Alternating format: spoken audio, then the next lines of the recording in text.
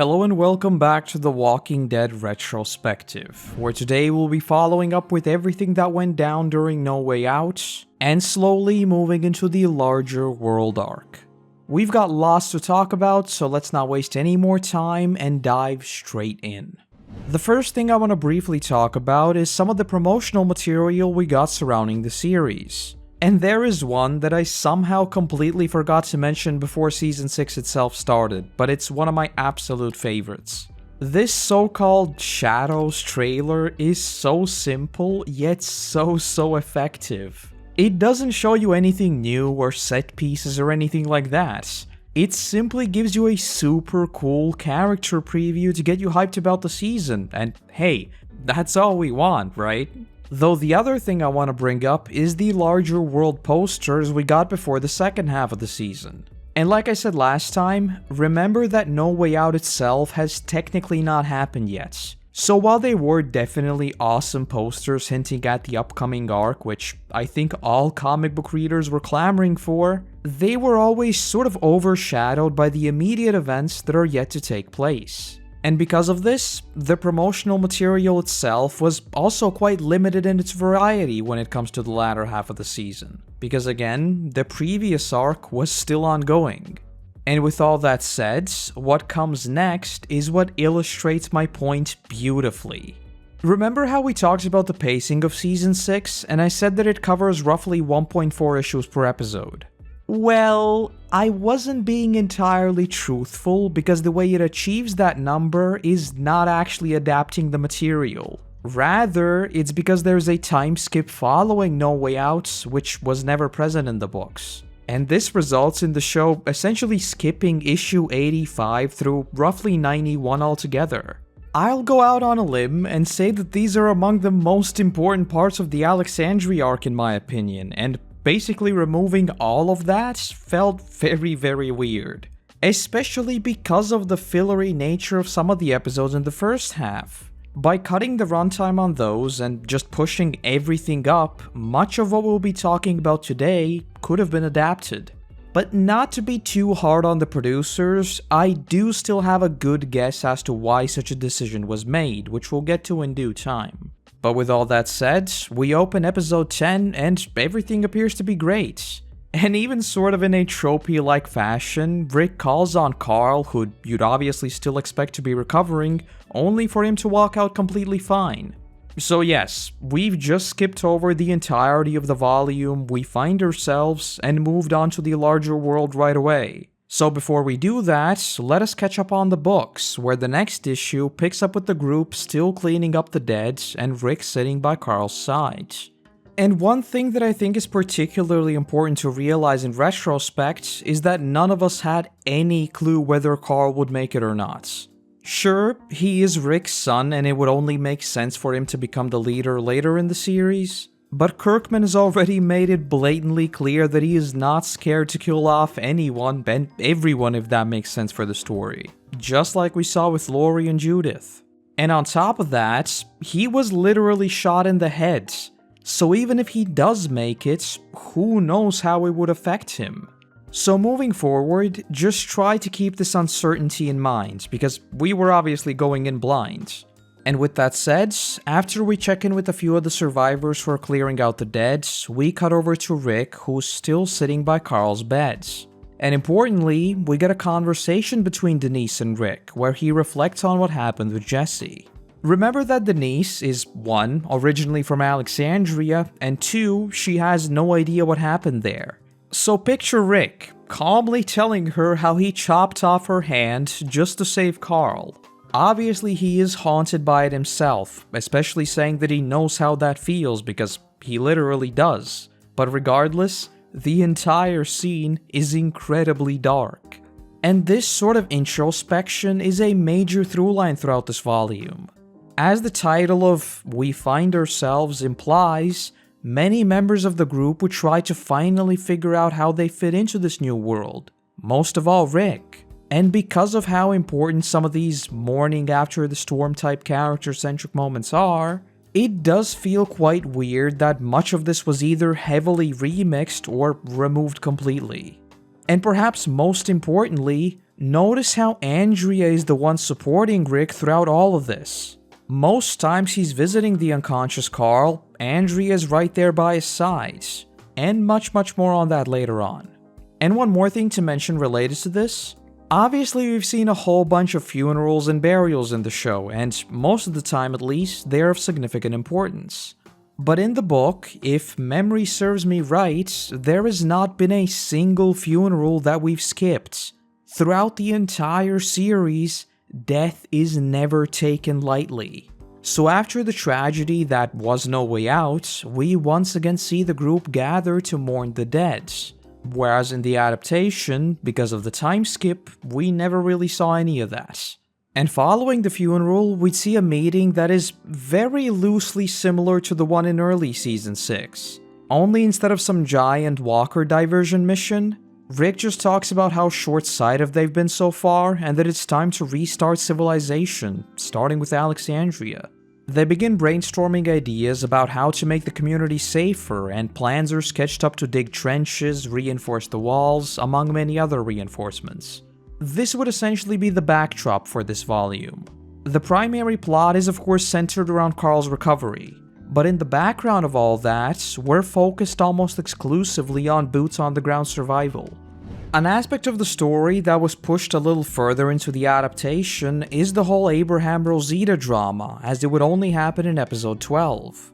The altercation is extremely similar between the two versions. But in short, Abraham quite rudely tells Rosita that he lived with the assumption that she was the last woman on Earth, but that is not the case anymore, and that's why he's dumping her. The only major difference here is that in the books, Rosita already knows Abraham is cheating on her with Holly, while in the adaptation, the Abe-Sasha relationship hasn't even started yet. And it's merely Abe realizing that he wants to end what he has with Rosita. And while yes, Abe is generally an awesome dude, I think this is a scene that many overlook, because as much as we'd like to say that he's always been loyal to Rick and basically everyone else, he did just quite brutally, to be honest, hurt the person who was the absolute closest to him. So yeah, not cool, Abe. But following all that, Rosita would move in with Eugene. Cutting back to Rick, after yet another day of sitting by Carl's side, Denise tells him that it's getting late and that he should really get home. Though as he begins his way back, he runs into Michonne, who's at Morgan's grave. Considering that to the both of them Morgan was incredibly important, this is just a scene of them reminiscing about him. Though importantly, Michonne mentions how she genuinely wanted life with him and follows up by saying that it was naive to think that she could be happy. Michonne's story in the book is incredibly dark compared to the adaptation. In fact, I'd go as far as to say that she is among the most damaged characters in the entire story. Everything from how she strung up her boyfriend as her protector walkers, to the things that happened with the governor, to Tyrese's death, to Morgan, etc, etc. And while the two versions share many commonalities, their backstories and general story directions are wildly different. Most of all, the fact that Michonne would only ever get together with Rick, so she never loses Tyrese and Morgan basically back to back. But Michonne will be super important later on, so for now, just know that her TV counterpart is very different. And the easiest comparison to the TV Michonne is the comic book Andrea. And speaking of Andrea, another thing we see is the Alexandrians practice shooting under her guidance. Because they cleared out most of the horde during the initial waves and then during No Way Out, firing guns is no longer that big of a deal, so they do get some practice in. Though the important part here is more so just painting the picture of the group recovering and everyone having jobs to do. The trenches are being dug, the walls are being reinforced, they're practicing their aim, and so on. If we go with the final boss analogy I used last time, this is pretty much upgrading your items with all the new materials the boss dropped before you head into the new area. Or in Walking Dead's case, that'll be reinforcing the community before meeting many more communities. And this is also illustrated when Rick goes to check in on their training. Rick mentions that Andrea's skills are incredible at this point and that she's doing a great job, but mentions that they should still play it safe and not stay out too long, and so they both head back inside.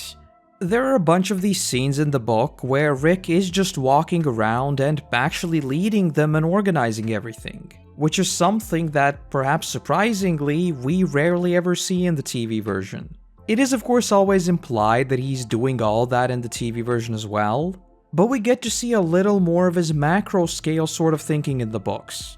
Returning to the story though, as they're walking back, Andrea says she wonders what Shane would think of her skills, but immediately apologizes since Rick obviously has some bad memories there. But before she can apologize again, Rick just says that it's fine, saying that despite everything that has happened, he does sort of miss him. But then follows up by saying that he hasn't really ever thought about him again.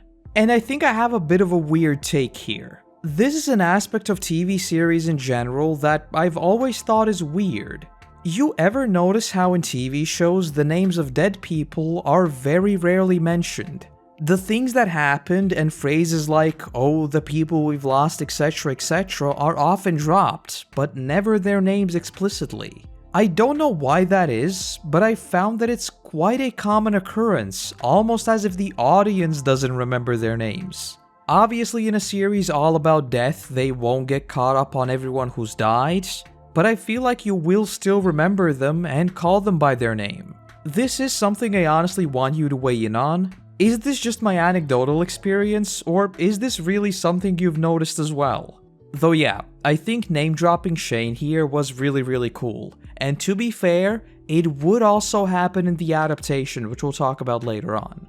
But anyway, they continue their conversation and Rick repeats what he mentioned in the meeting before. He says that he's never really cared for the community until now, saying that he only ever worried about keeping Carl safe. And ending by saying that what he did is inexcusable. And we then cut to this splash panel of what is a extremely rare occurrence in the series. A optimistic and hopeful Rick. Knowing what we know now, this is of course just building up that hopeful view of the world that would later crash down as Negan comes into the picture, but when taken in isolation, I do think that it's a beautiful moment in the story. And in a broader sense, as I already mentioned before, Andrea continues to be the pillar of support for Rick as they go to check up on Carl again and then have dinner together. And the whole dinner angle is important mostly because Rick was essentially starving himself at Carl's side, so the meal they share just helps Rick pass the time. And following dinner, Rick wanders over to their graveyard and apologizes at Jesse and Ron's graves, saying that it's easy to forget that not every kid is as formidable as Carl, though importantly, he never finishes that thought. And keep this in mind for later. He then wanders back home where, despite giving up the phone after getting together with Jesse, he tries listening in. Only to be berated about everything being his fault and that he should have been the one to be shot in the head. And before Rick can even say anything, he slams the phone down in horror. My personal read on this was that after he gave up the phone, his conscience essentially moved on.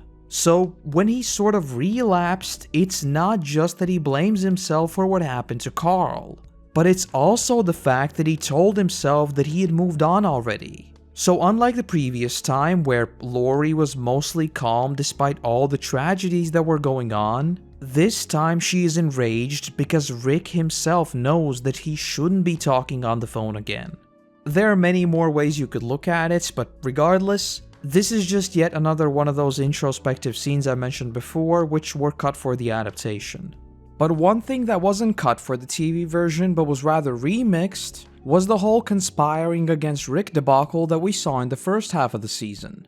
The primary difference being that in the TV version, they really had no reason to trust Rick yet. Whereas in the book, they've already been through a lot, so Nicholas' motivations for going against Rick are actually portrayed as nonsensical in the first place. And the only thing that gives him the least bit of credence is the fact that a few other characters had personal qualms with the group. For example, Spencer was completely shrugged off by Andrea after he wanted to leave the group in the walls during No Way Out. And Olivia's there, Well, I don't really know why she's there, but regardless. We even get the scene of Heath straight up asking Nicholas, selective memory much? And saying that without Rick, they'd be dead 3 times over. Though even after hearing that, Nicholas does continue conspiring in the background. Another notable issue that I also brought up in the last one is that we're still only at the start of the winter time, and food supplies are already very low. On top of that, because a lot of work and construction is being done, tightening rations is basically a bad idea all around. So with that, plans are made to expand the searching area in hopes of finding some place that hasn't been picked clean already. Though before they go on that run, Carl finally awakens. And quick note, this happens over the course of multiple issues, so we do have several events going on in parallel, but for the sake of simplicity, I'll just cut the whole thing together. Though yes, he finally awakens and is greeted by Rick and Andrea, though he immediately begins to ask quite alarming questions, notably having no clue where he is or what happened, and finally dropping the big one. Where's Mom? Because everybody needs a good cliffhanger, this is where the issue originally ended. So you can probably expect what started going through the minds of comic book readers, because by the looks of it, Carl had lost, if not all, then a very large part of his memories. At this point in the story, Rick would leave Carl to rest before they start assessing the damage, but again, for the sake of simplicity, we'll just skip past that. Because it would be confirmed that parts of his memories are not quite lost, but are heavily distorted or simply very blurry. Though the outlier in that would be Judith, because Carl wouldn't even be aware that he ever had a sister. Though the puzzling thing here was the conversation that followed, because Carl says that he misses Mom, saying that even though he doesn't remember her, it does not feel like she's alive. And he then follows up by saying that he also misses Jesse and Ron, implying that his most recent memories are still mostly intact. And in a broader sense, this is why I absolutely love this part of the book. You know how there's the saying that it's a person's memories and experiences that ultimately make them who they are? Well, what if part of that just disappears one day? Can you say a part of that person disappeared? If Carl doesn't even remember his sister, will that make him even more cold or perhaps erase that trauma? It's just an incredibly gripping premise that leaves you asking many questions about the true implications of what happened, and sort of even allowing you to get to know the character all over again. So yes, I do think the fact that all of this was skipped over was very unfortunate. However, as I mentioned at the top of the video, I think I can offer up a potential reason as to why the decision was made. Perhaps not surprisingly at this point, I think the answer is simply the number of changes that have already been made to Carl's character. As we've talked about many times already, the comic Carl is far darker than his TV counterparts. So him losing a part of his memories almost makes that even more pronounced, as he's absolutely emotionless even when talking about the deaths of those closest to him. In the adaptation, on the other hand, sure there is still Lori, but in the grand scheme of things, Carl had a much more positive outlook on life, so even if he were to suddenly go super dark, it wouldn't have gotten the same effect because none of that would have been natural progression. As much as I'd like the ruthless Carl to appear in the TV version, just suddenly making him super edgy would be extremely cheap from a writing perspective. Because while it makes sense from a realistic standpoint, I mean, he did just get shot in the face after all, it really doesn't in the story. So yeah, TLDR, the whole memory loss and Rick being afraid of losing who his son is just wouldn't make a lot of sense because we already saw some of that back at the prison. Admittedly, there was very little of that, but ever since then, Carl has always been, if not a pacifist, then certainly someone who wants to take the heroic and peaceful way out of situations. So yes, all in all, because of how Carl-centric this story is, it's perhaps not surprising that they just skipped it outright. Though returning to the story, following his initial conversations with Carl, Rick says that he needs to find something to take his mind off of what's going on and offers to tag along for a supply run. But there's just one thing I want to mention here. Before they head out, Rick goes to talk to Abe, saying that he can't send Glenn out and that he's going himself. Only for Abe to respond with, "Why not? And why the f-?" It's just a line that really tickled me, so I wanted to mention it. Oh, and the reason why Rick said that he couldn't send Glenn out was simply because Maggie just asked him not to. There's not much else there, it's just Maggie wanting him to be safe. And while Rick and many of the heavy hitters go out, Nicholas tries putting his plans into motion, only for them to be caught off guard as Glenn overhears the entire thing. Because Nicholas has lost it a little, he essentially tries to kill Glenn, but he manages to get away and runs home to grab his gun. And after he runs out, they essentially just point guns at each other and it becomes a screaming match, with Heath once again saying that Nicholas should calm down and that he's losing it, and Nicholas screaming about how Rick will get them killed. But before we follow up with that, let us go back in time for a bit, where we see the supply run group trying to scavenge whatever they can. But it soon becomes very clear that there really is nothing to be found. Though it's then that we see Andrea enter one of the stores looking for Rick, who's been gone for a while. And as she opens the office doors, she just finds him on the floor, crying.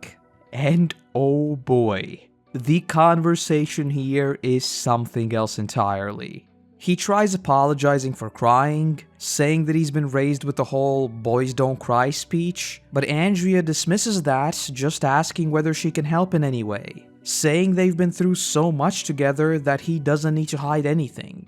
And what follows is one of those moments that I will never be able to capture in a video like this. You really need the full context to fully grasp this, but the gist of it is that Rick is extremely worried about Carl, saying that he knows his mother is dead, but that he doesn't miss her. Continuing with, "It's like he's too strong to grieve. I'm starting to hate him for that." Andrea is clearly taken aback by this, saying that he's just a boy and that he's surely faking the whole thing. He just wants Rick to be proud of him, and that's why he acts super tough. But Rick responds by saying that no, after everything he's seen and done, he's changed too much. He is too far gone. He then continues by saying that he thought Alexandria would bring him back, that it would return that spark of hope in him. But it never did. If anything, it got worse. And finally, as his tears begin to flow again, saying, "What good is keeping him alive if I've lost my little boy in the process?" I would have given an arm and a leg to see Andrew Lincoln play these scenes out, and I think you can see why. We've talked a lot about whenever the series gets extremely dark and depressing in the TV version, general audiences tend to tune out, and I think this might be another reason why it was never adapted. Because let's be honest, this entire thing is very, very dark. And if you're TV only, hearing Rick say those words, "too far gone," in relation to Carl probably seems crazy. But yes, he did. Though we never really see how their conversation ends, because the next time we see them is when Nicholas is going on a speech, and we just cut to Rick simply saying, "Answers, now." This is where the famous scene of Rick giving him his "you really think you can take this community from us" speech comes from. And again, due to AMC censoring, there's a particular word in there which, yes, I know this is incredibly ironic, I have to censor as well. But it does make the whole scene carry a lot more weight. And again, keep this in mind for the bat-wielding gentleman. Though what makes this thing even more tragic is everything we literally just saw, because this is exactly what Rick was talking about. It's actions like these that changed Carl. Rick would later even confide in Andrea, saying that he wanted to kill Nicholas here. He didn't need to, but he wanted to. Though again, because this volume is all about the characters finding themselves in this new world, Rick tells them that they have to work together for this place to stay standing long term. saying that they need each other, and then simply tells him to go home. Nicholas would later come to apologize, saying that he's ashamed of what he did, and if I'm being honest, I do think that the comics version of the entire uprising was portrayed much better because it was led by him. In the TV version, we met Carter in episode 1 of season 6, and he died in episode 1 of season 6. There was absolutely no narrative arc. He doubted Rick, he then sort of agreed with him, and then he died. Nicholas, on the other hand, has been around for longer since the whole uprising happens later into the Alexandria arc, and he would then remain in the series for a long time. So I think it does a better job of showcasing what trust in Rick actually means, because he followed Rick's lead and they'd continue living in peace. Whereas in the TV version, sure, he followed Rick, but that arguably got him killed. So it sort of brings up that question of, what was the entire uprising even for if it didn't show the community's unity after and he just ends up dying anyway? Though yeah, despite what Rick said to Andrea about wanting to kill Nicholas, there is at least some mutual respect between them, even if superficial. And we will be talking plenty more about Nicholas later, as he'll be very important in parts of All Out War. We then cut to Andrea and Rick, who are talking about everything that happened with Nicholas and what's going on with Carl. Rick essentially just echoes what he said before. He's casually talking about wanting to kill Nicholas, yet he is surprised that Carl is messed up, saying that he shouldn't expect anything different. And even though Andrea tries telling him it's nonsense and that he's more than fit to lead them into the new world, Rick tells her that it feels like he died a long time ago. Though Andrea, being the smoothest flirter in the zombie apocalypse, asks Rick whether he has forgotten that death nowadays doesn't quite work like that, saying that people come back to life. And while they do kiss here, love ain't that simple and there's still more drama to follow, so hold on for now. We then cut to Carl and Sophia, where we get another scene which very efficiently illustrates just how messed up this world is. Sophia casually asks whether Carl's eye hurts, and then says that it's not fair, saying that nothing bad ever happens to her. But Carl casually responds, "Are you kidding? Your dad and mom are dead." He tries apologizing, but Sophia says it's fine and that she knows, and just says that she pretends things are different because it makes her happy. And yes, for the millionth time, obviously this wouldn't work with basically grown-up stalking, but it is very much one of those scenes that I think is incredibly unfortunate the adaptation never got, primarily because of how it paints the wider world.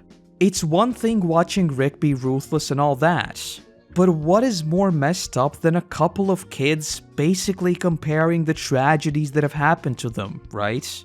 I mean, just imagine a kid at the age of 10 live through everything they've seen. There's a lot of talk in the community about Morgan and about how all the trauma he's lived through essentially made him detached from reality for a while. But then imagine a kid going through that. With the research we have nowadays, we all know the old passage of, "Oh, they're too young to understand, so they'll be completely fine," does not hold at all. So I think the comic does a great job of portraying at least some of how their views might be absolutely skewed. Because again, talking about your trauma and basically comparing them is very dark. Carl being very emotionally distant will continue to play a massive role in the books, so that's where we'll leave this for now. But again, very unfortunate we never got to see basically any of this in the TV version. And it's at this point where the comic too has a time skip. Only unlike the TV series, it doesn't really progress any crucial plots. Rather, it's just showing that food and other supplies are seriously running low. This is of course just setting up the whole premise of the larger world arc that is beginning here, as that would entail a need for trade, etc. Though returning to the spicy drama, following their initial kiss, we see Andrea continuing to drop some extremely subtle hints by saying that she'll be going home alone. But Rick then says that he's noticed she stopped wearing Dale's hat, to which Andrea responds by telling him to stop trying to drive her away. But Rick finally cuts to the chase and simply says that she has to know this could never work. And even though Andrea explains that they've been together for as long as they can remember and have lived through unspeakable things, Rick simply says no, ending with, "I care about you, and almost everyone I've cared about is dead. I don't want you to die."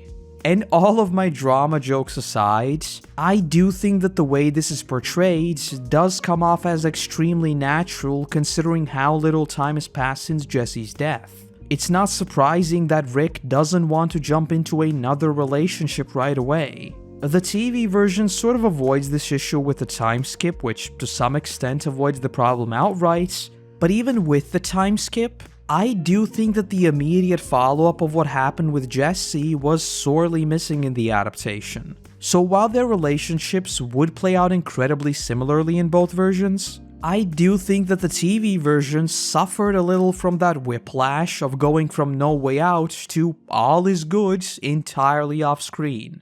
Though one last thing I want to bring up is another conversation that we see between Rick and Carl. Now that it's been a few weeks already, their lives have returned to relative peace, though the wedge between Rick and Carl is still very much present. We see Rick saying that Carl should get his eye rebandaged, but Carl says that he doesn't have an eye, it's a hole. A big giant hole where an eye used to be. Rick just says that he understands Carl is going through a lot, but that he doesn't have to be rude. Only for Carl to say that he doesn't know anything about how it feels. Saying that he doesn't know how hard it is to read, to look in the mirror and think you're gross, and generally saying that he has no idea what's happening to him. And as with many things before, this is one of those scenes that the adaptation would kind of try to adapt, but not really at all. In the books, Carl's outburst does kind of come out of the blue, as so far at least, it seemed like he's doing mostly fine. But as he just said, he himself thinks his face is gross. So it's pretty clear that he's keeping a lot of things bottled up. And this particular line would also play a massive role in both the Savior arc as well as the Whisperer arc later on, so we'll be talking about a whole bunch more. And while it would also sort of appear in the TV version, obviously it was only for a very short while, since we all know where Carl would end up. But secondly, with everything we've talked about today in regards to the characters finding themselves in this volume, this scene essentially makes the story come full circle. Because just when things were looking up with Carl waking back up and Rick being optimistic, everything does ultimately return to where it all began. Rick standing by Carl's bedside and being clueless about what to do. Because while Carl may not be in a coma anymore, he feels about as distant to Rick as if he were. So all things considered, although much of this arc was about triumphing over the dead, Kirkman very quickly reminds you that while the walkers may now be a manageable problem, human threats from both within and the outside are still very much present. And that is also very neatly shown to us in the very last panel of this issue, as we see binoculars looking at the gates of Alexandria and then cutting to this mysterious man, who we'd later find out to be Jesus, scouting the community in the night.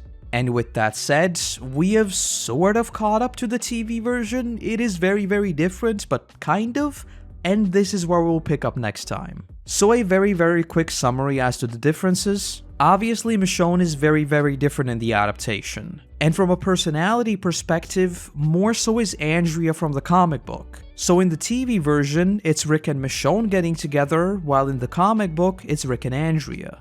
Also, Carl has lost a part of his memories, which we do not know the full extent of just yet, while in the adaptation, we never really hear any of that. Though in both versions, supplies are running very low, which is the premise of everything we'll be talking about next time. And that's the video. Oh boy, these are getting more and more difficult to put together just by the sheer number of differences there are to cover. And especially with the following couple of arcs, I might take some extra time to get them right, so I hope you won't mind the wait too much. Though I still want to say a massive thank you to our patrons who allow me to produce even more of these for you all. And let's give a warm welcomes to the newest members of the team, Aubrey X and Abduladi. I am so sorry if I butchered your name, but without you, there'd be a whole lot less of my ramblings, so seriously, thank you. Other than that, I want to say thank you very much for watching. I hope you have a great day, and hopefully, I'll see you in the next one. Bye-bye.